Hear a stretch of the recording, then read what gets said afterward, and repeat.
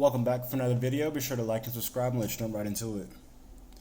In this video, we're going to backtest the Nasdaq from April the 28th through May the 2nd.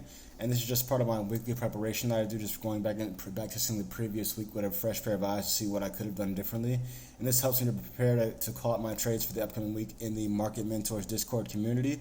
So if you guys want to see my analysis, my new positions or winning trades, or just interact with me and learn different trading concepts, then be sure to click the link in the description and I'll see you guys there. So just getting back to it, this may be a two-part video, but we're just going to go back and backtest this previous week, depending on how long it is. Hopefully I can wrap it up and make it short, because I did already mark up the trades, and I just want to go back and explain my reasoning about why I marked up and took the trades that I did. So looking at the week, we went 8 of 6 at the low point, or the best point I could have went 10 out of 15. I would say 10 wins, 5 losses. Just kind of depends on how I would factor in looking at it if it was a live sense, like if I could have managed to trade it a little different, or just how I saw analysis a little different, or just considering like the chart. Sometimes the charts are different levels and different things, so this analysis might have been a tad different from what I've done actually in a live setting, or just based on a different broker. So just looking at it, the steps and process that I'm really just testing out here is just following and flowing with structure, and just doing kind of both counter trend and pro trend, but just mostly just looking at when price reverses and looking at taking a continuation during New York session, going with the AMD model and just kind of flowing with it. So just looking at it, let's go to Monday and let's see if we can just mark up or explain the reasons behind those trades on Monday. So Monday, it looks like I had 1 loss, 2 wins. So looking at Monday, ignore this, just testing out the pre-New York session. So just waiting for 9:30 open now. See 9:30 we can get a huge spike, and oftentimes when there's a spike like this, it could be a liquidity sweep, so I just had a little patience. Spike to the downside, it gave us this initial reversal, and then you see that it kind of consolidated, came back here, but it gave us a AMD model trade off of this, and this ended up being a valid loss here because it spiked out and hit spread here. This is a valid loss. I know it looks like it didn't really hit, but it actually hit stop loss because of the spread here. So this was the valid loss that I know. I took this in person as well, so this is a valid loss, but it gave us the next AMD model here with all this accumulation here, went to the upside and then break down. It gave us this sell move here, took that and sold it to the downside. The numbers are a little off here with the take profit and things, but this was the valid trade of the day. That was pretty much the big winner. So looking at this is just because price started switching structure to the downside with this huge bearish, which is the initial reversal. Took this continuation, the second leg, and just looking at the fact that price, I'm really just playing with the fact that price moves in waves of 3. So looking at, got this reversal, got this second leg and wave here, and then you got the third leg kind of forms here and just pushes it down a little more. And again, it's kind of the fourth leg, but it kind of forms for the next reversal to push to the upside. So that kind of happened, and the sell went through. Then we see price starting to consolidate and accumulate for the reversal potentially to the upside. So we have a failed reversal here, to where it kind of gave a reversal and a little bit of a next leg, but it kind of just pushed down and collected more accumulation and liquidity to sweep down and give a real reversal here.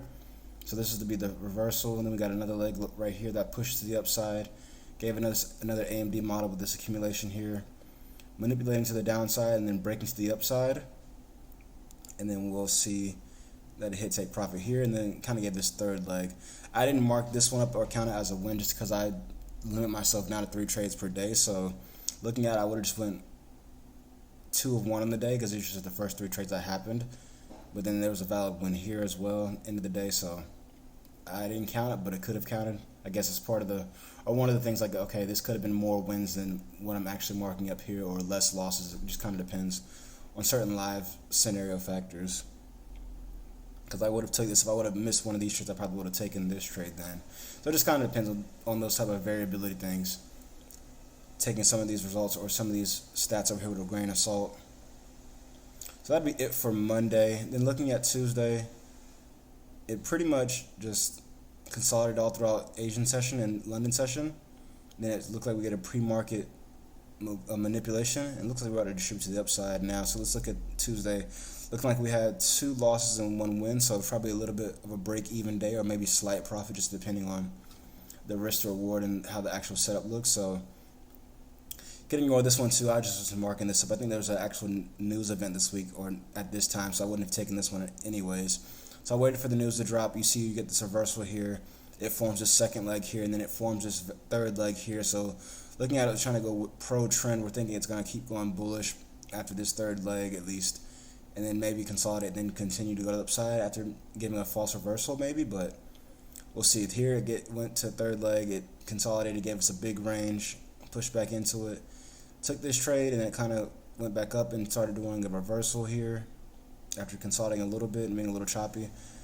Went and gave us a reversal, gave us a second leg right here where it gave us another AMD model, seeing this slight accumulation with these candles, these 3 candles, 4 candles at least, breaking of the swing high, sweeping this liquidity, and breaks to the downside, leaves a slight imbalance, and then we see that it wicks us in, and we go to hit take profit if they're coming back to our entry, hits take profit here. So this is a pretty cheeky counter trade move, or counter trend trade move, but it's a really quick in and out, and it's almost as a solid hedge, but it still kind of plays within this trade. So that was a really clean move to take. That was the pretty much only win of the day, because looking at it, we're still trying to go bullish based off of this trade. And looking at that price reversed again, went for the second leg, and then gave us another entry here for this AMD model here. Didn't mark this one up really, but looking at all this accumulation here, those inside bars, and manipulating to the downside, then breaking to the upside and distributing. This was a valid loss here, so would have been 1 win out of 3 that day, so would have been a break-even day just based on this trade. Maybe a slight profit with this risk to reward, but it's okay. It's a solid day. Monday would have been profitable. Tuesday would have been okay, slight profit maybe. And then what happened is it got a late push in Asian or in the PM session of New York session.